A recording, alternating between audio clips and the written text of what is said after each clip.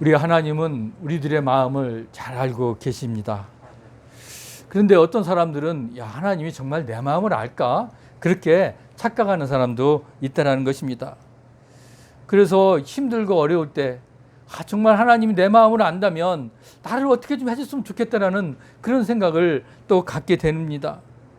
그래서 정말 하나님이 살아있다면 좀 나를 어떻게 해주세요. 나 이렇게 힘들고 어렵습니다. 이렇게 여러분 우리가 항변하는 사람이 있다는 것이죠. 그런데 이런 경우에 보면 어떤 사람은 옳다고 생각하는 사람도 있지만 또 어떤 사람은 어때요? 아니야. 하나님은 안 계신 것 같아. 나에게 아무 대답도 없잖아. 그렇게 또 말하는 사람도 있을 것입니다. 어떻게 보면 문제는 어디에 있을까요? 바로 나에게 있다는 것입니다. 내가 하나님과의 관계가 어떠냐에 따라서 내가 하나님을 원망하기도 하고 하나님을 찬양하기도 한다는 것입니다. 그렇기 때문에 내가 어떤 문제를 가지고 있느냐를 우리가 돌아봐야 된다는 것입니다. 그런데요, 하나님은 우리 마음의 깊은 곳까지도 다 알고 계시다는 겁니다. 하나님은 내가 모르는 나의 마음도 다 알고 계세요. 오늘 본문에 나오는 욥의 이야기가 그렇습니다. 여러분 욥기 하면은 어떻게 생각해요? 욥은 고난의 사람이었다. 우리가 그렇게 생각할 겁니다. 또 욥에 대해서 뭐 설교를 그전에 한 것도 있죠. 보면 욥은 그렇게 아주 하루 그냥 잘 나가다가 그냥 그렇게 패가망신했다고 그러면 좀 표현이 어색하지만 어떻게 해요? 집에 있는 가산을 다 망하게 되고요. 그것뿐입니까? 사랑하는 가족도 잃게 됩니다. 여러분 그렇게 되면 얼마나 처참하겠어요. 그런 가운데 욥의 가장 친한 친구들이 와서 또 욥을 그럼 위로했으면 좋겠는데 욥을 어떻게 하죠? 야, 너 그렇잖아. 너 그럴 줄 알았어. 그렇게 또 얘기를 하니 이 상처를 받은 이 욥은 얼마나 힘들었겠습니까? 그러니까 욥은 정말 하나님이 살아계셔? 아니야. 아마 그런 마음을 갖지 않았겠을까요? 그런 욥의 그런 과정을 우리는 알고 있습니다. 그런데 욥은 결국 어떻게 해요? 하나님의 말씀을 듣게 되죠.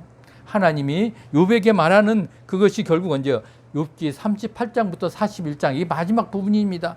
그때 하나님의 말씀을 어떻게 해요? 욥은 듣게 됩니다. 그러면서 내가 잘못했구나. 그러면서 자신의 생각을 이제 거둬들입니다. 정말로 하나님의 그 신묘막측한 하나님의 그 생각이 옳구나. 그걸 깨달으고 나서 결국 어떻게 그가 회개하고 하나님께 돌아서는 과정. 그러면서 나중에 하나님이 욥에게 또 그전에 당했던 그 배 이상의 축복을 준 우리가 그 욥기를 간단히 늘 욥기를 보면 그런 하나의 스토리지만 우리가 늘 욥 그래. 그 욥은 정말 고난받은 중에서도 그가 의인이 되었던 것은 결국 하나님의 말씀을 들었다는 겁니다. 어떤 말씀이었을까? 오늘 일부분입니다. 오늘 우리가 39장 이 부분의 말씀을 또 욥은 어떻게 받아들였는지 하나님은 왜 이 말씀을 욥에게 주었는지를 우리가 다시 한번 상기하면서 오늘 우리들에게도 그런 마음을 받아들이기를 원합니다. 오늘 하나님이 욥에게 말씀하시며 깨닫게 하셨죠. 그래서 욥은 이 하나님이 왜 이 말씀을 했을까? 어떻게 보면 짐승들의 그 살아가는 모습이거든요. 근데 왜 짐승들의 살아가는 모습을 오늘 욥에게 통해서 욥에게 얘기하면서 오늘 어떤 교훈을 주시려고 했는지 우리가 오늘 그 말씀을 보기를 원합니다. 오늘 1절에 보니까 산염소가 새끼 찌는 때를 내가 아느냐? 암사슴이 새끼 낳는 것을 내가 본 적이 있느냐? 2절에 보면 그것이 몇 달 만에 만삭되는지 아느냐? 그 낳은 때를 아느냐? 어떻게 보면 욥과 그 세 친구들이 왔죠. 그때 그 세 친구들은 보통 배운 사람들이 아니에요. 지식층이 있는 사람입니다. 많이 배웠습니다. 그런데도 그들이 지식이 많이 있습니다. 그런데도 아무리 지식이 많다고 그래도 여러분 만물 박사라는 건 있을 수 있을까요? 없습니다. 자기 분야, 자기가 아는 거, 자기가 본 거, 자기가 들은 거 그것에 대해서만 아마 박사일 수 있습니다. 그렇기 때문에 동물 박사가 아닌 이상 그 동물의 생태계를 알 수 있겠습니까? 모른다는 것입니다. 마찬가지죠. 여러분 하나님은 우리 인간의 고통, 인간의 내면까지도 어떻게 해요? 하나님은 다 아신다는 겁니다. 지금 이 욥이 어떤 상태에 있고 어떤 처지로 지금 이 순간까지 왔는지 하나님 모르실까요? 다 알고 계시다는 겁니다. 오늘 하나님은 그 욥에게 너 아직도 네가 깨닫지 못하는구나. 네 상태를. 그러면서 이 말씀을 주신 거예요. 여러분 산염소가 새끼를 돌보는 때를 아느냐 이렇게 물어봤어요. 욥이 알았을까요? 욥은 동물 박사가 아닌 이상 어떻게 해요? 모르는 거예요. 또 암사슴이 새끼를 낳은 적을 본 적이 없는데 암사슴이 새끼를 낳은 거 그 임신 기간이 얼마인지 알 수 있을까요? 모릅니다. 물론 지금 같으면 이제 우리가 동물 백과사전도 있고요. 또 동물학자들이 막 연구를 해가지고 어떻게 해요? 기록한 것이 있어요. 그런데 그 당시에 동물학자들이 있었겠습니까? 그런 기록물이 있었겠습니까? 모르잖아요. 동물을 직접 내가 그 산염소를 기르지 않는 이상 그 산염소가 어때요? 언제 새끼를 낳는지, 그리고 언제 얼마 동안 임신을 해가지고 그가 산염소가 새끼를 낳는지 아냐 이거예요. 모른다는 것입니다. 어떻게 보면 새끼를 낳은 때 암사슴은 고통스럽지만 그러나 그때는 금방 잊어버립니다. 그리고 그 새끼는 어떻게 들에서 자라나고 또 어떻게 해요? 또 자기 마음대로 방황하면서 살아간다는 것입니다. 그 당시에는 이런 동물학자들이 없어서 연구를 한 기록도 없기 때문에 오늘 그것을 아시는 분은 누굴까요? 하나님밖에 없다는 거예요. 그래서 오늘 욥에게 너 그런 거 모르지 않느냐. 그러나 나는 어때요? 산염소가 언제 새끼를 낳고 얼마 동안 임신을 하는지 그리고 어디를 돌아다니는지 바로 하나님은 아신다는 것을 오늘 이걸 통해서 오늘 욥에게 알리고 싶었던 겁니다. 하나님은 들에서 나귀가 뛰노는 것도 알고 계세요. 오늘 보면 누가 들나귀를 놓아 자유롭게 하였느냐, 누가 빠른 나귀에 매인 것을 풀었느냐. 하나님은 들에서 나귀가 뛰노는 것도 다 알고 계십니다. 그 나귀가 무슨 일을 하는지 다 알고 있는 거예요. 물론 지금 같으면 동물 관찰학자들이 뭐 요즘은 뭐 어떻게 하죠? 그 카메라를 들고서나 그 새끼 낳는 거 다 관찰합니다. 어디로 이동하는지. 뭐 심지어는 어떻게 해요? 밤에도 활동하는 그 야광 그거 있잖아요. 카메라로 여러분 그 동물의 그거 보면 밤에도 다 촬영을 해가지고 이 자지도 않으면서 이 동물들이 생태계, 동물들이 어떻게 돌아가는지 다 알고 있습니다. 그러나 여러분 그 당시에는 알 수 있었을까요? 모른다는 겁니다.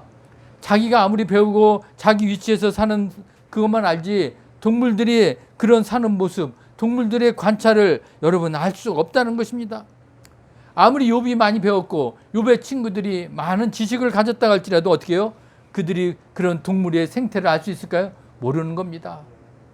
한계가 있는 것을 너희들이 알아야 된다는 거죠. 하나님은 그것을 오늘 말씀하고 싶었던 거예요. 너희들이 아무리 많이 알고 많이 배웠으라도 너희들이 한계가 있다. 너희들이 동물들의 그건 관찰, 동물들의 습관은 모르지 않느냐. 그러나 어떻게 해요? 하나님은 알고 계시다는 것을 오늘 말씀하고 있다는 것입니다. 여러분 우리도 마찬가지입니다. 여러분 내가 아무리 많이 배우고 내가 한 거 그 지식이 여러분 한계를 느끼지 않습니까? 아마 한계를 느끼지 못한다면 그는 얼마나 교만한 사람일까요? 아무리 자기 분야에 내가 전문가를 할지라도 분명히 그 분야도 한계가 있어요. 하물며 자기가 알지 못하는 분야에 대해서는 박사라고 할 수 있습니까? 아니요. 아무것도 모릅니다. 그 한계를 지금 우리들도 느끼며 살아가고 있지 않습니까? 어떻게 보면 내가 깨달은 것만, 내가 아는 것만 아는 그런 우리는 어떻게 보면 그 이만한 중에 이만한 조그만한 그런 소심한 사람밖에 될 수가 없다는 것을 우리는 알아야 될까요? 내가 아무리 잘나고 내가 많이 배웠고 내가 박사라고 한들 여러분 세상에 나와서 내가 박사라고 자랑할 거 하나도 없다는 것입니다. 우리는 한계를 느끼게 된 겁니다.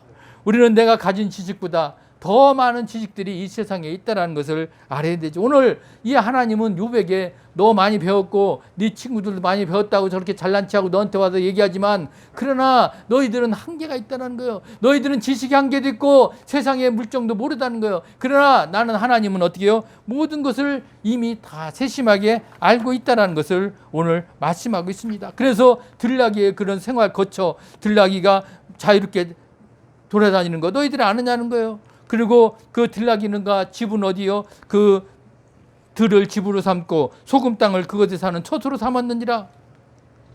나귀의 집은 바로 어디에 있어요? 들판에 있고 그 나귀의 처소는 바로 소금 땅이라는 겁니다. 그거를 그 당시의 사람들은 알 수 있을까? 몰랐을 거예요. 물론 지금 그 나귀를 연구한 동물학자들은 관찰을 하면서 알 수 있겠지만 그러나 그 당시에는 어떻게 해요? 그런 연구가 없었기 때문에 모른다는 것이죠. 바로 이 모든 자연 생태계는 누가 다스린다? 하나님이 다스린다는 거예요. 하나님은 인간의 모든 생활뿐만 아니라 이 자연의 동물의 모든 것들 어떻게 해요? 하나님은 다 알고 있다. 그것을 오늘 욥에게 알려주고 너의 지식의 한계를 오늘 깨닫게 하고 오늘 이 말씀을 또 주고 있다는 것입니다.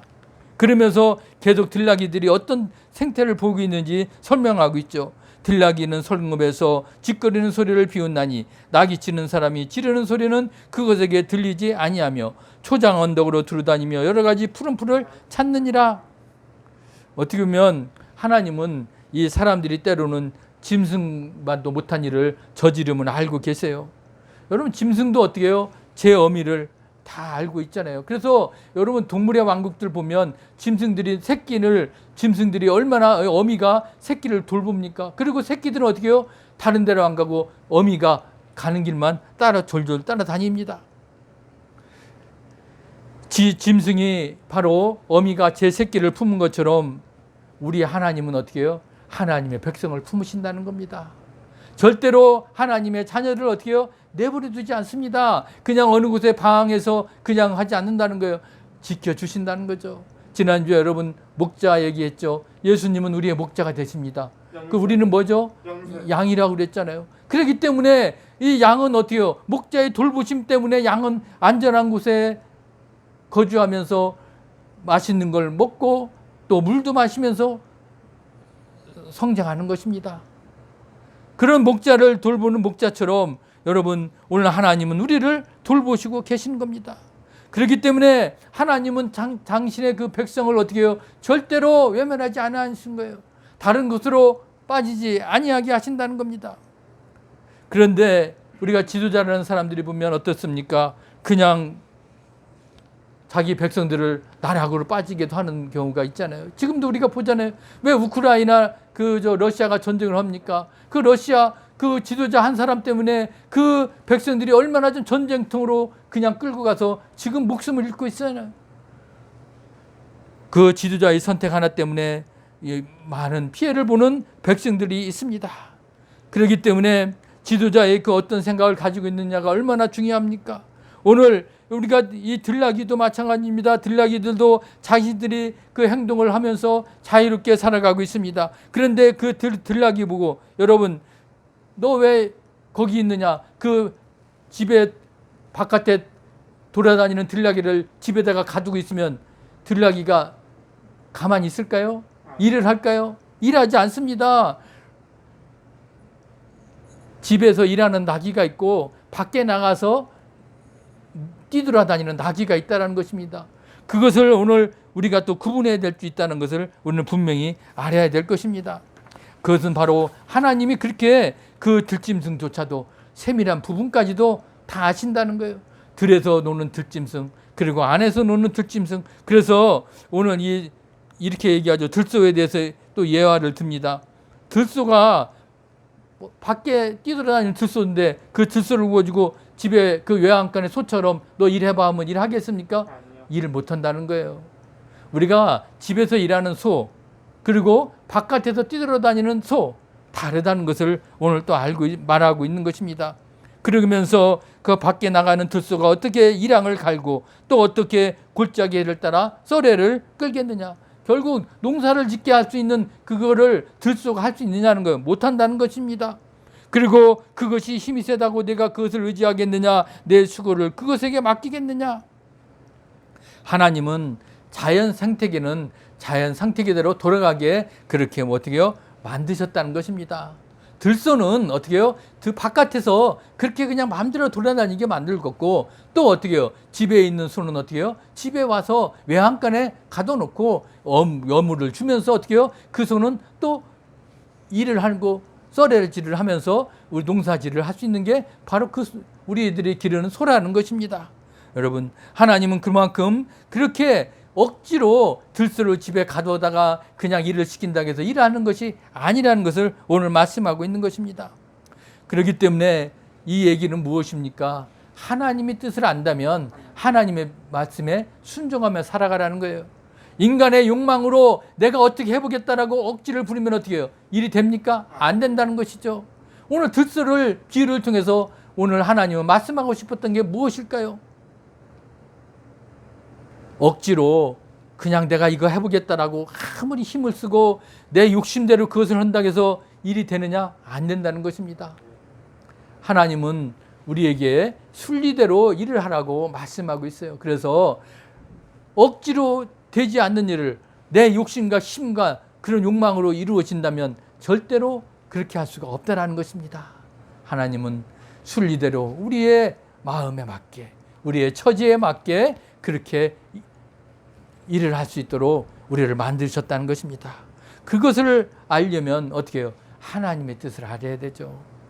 오늘 욥에게 너 그렇게 네가 잘났다고, 네가 의로운 사람이라고 자랑했지만 결국 너는 어떻게 해요?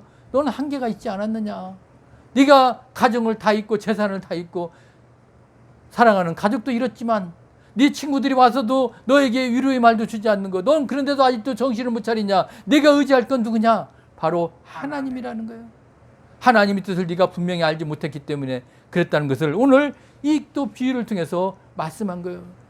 그런데 욥은 어떻게 보면 의로운 사람이었지만 또 지혜로웠기 때문에 이 얘기를 듣고 욥은 어떻게 해요? 깨달았다는 것이죠. 여러분, 오늘 우리에게도 마찬가지입니다.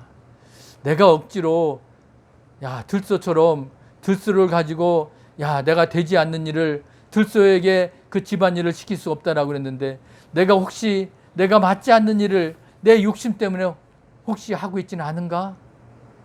혹시 그것으로 인해서 여러 사람에게 피해를 주고 그리고 그것으로 인해서 내 욕심만 드러났지 아무것도 일이 이루어지지 않는 것은 없었는지 한번 우리 되돌아봐야 될 것입니다.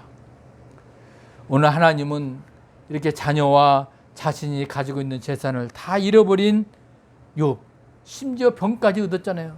그 욥에게 오늘 이 비유를 통해서 네가 아직도 깨닫지 못한 것이 무엇이냐? 오늘 그 하나님은 말씀하고 계신 겁니다. 어떻게 보면 동일하게 오늘 우리들에게도 말씀해 주시는 겁니다. 하나님은 우리의 생각과 모든 거 다 알고 계십니다. 세밀하게 알고 계시다는 것입니다. 그렇기 때문에 내가 사람들은 지혜롭다고 생각하고 무엇을 논하고 무엇을 논쟁하고 한다고 해도 하나님 앞에서는 어때요? 얕은 지식에 불과한 거예요. 네가 아무리 잘났다고 너희들이 떠들어봤자 너희들 그것은 어떻게 해요? 내가 보기에는 하나의 얕은 지식이라는 거예요. 네가 그 분야만 알았지 전체적으로 하나님은 모든 것을 다 관장하고 계십니다. 우리는 하나님 앞에 우리는 그렇기 때문에 너무나 미약한 존재라는 거예요. 우리는 하나님 내 자신의 어리석음과 하나님의 그 무한한 지식을 우리는 그래서 깨달아야 돼요. 그래서 우리는 늘 하나님 앞에 겸손한 마음으로 무릎 꿇고 나가야 됩니다. 하나님, 나는 아무것도 아닙니다. 하나님 앞에 모든 것을 내가 맡기고 하나님 말씀하여 주시옵소서. 우리가 그런 마음으로 나아갈 때 하나님께서 그래 이제 알겠다. 너의 마음과 너의 정성을 그러면서 아마 우리에게 말씀해 주실 것이고 우리를 인도해 줄 줄 믿습니다. 여러분, 우리가 살아가는 삶이 아마 욥처럼 우리도 엄청난 고난이 닥쳐올 수 있습니다. 힘든 순간이 왜 없겠습니까? 그럴 때 우리는 하나님의 그 세밀한 음성을 듣고 혹시 내 안에 아직도 남아있는 욕망, 욕심이 있었다면 우리가 그것을 내려놓고 회개하고 하나님께 나아갈 때 하나님께서 우리를 지켜주시고 인도해 주시고 보호해 줄 줄 믿습니다. 아멘. 그래서 욥과 같은 우리 축복을 여러분 다 받으시기를 주의 이름으로 축복합니다. 아멘. 오늘도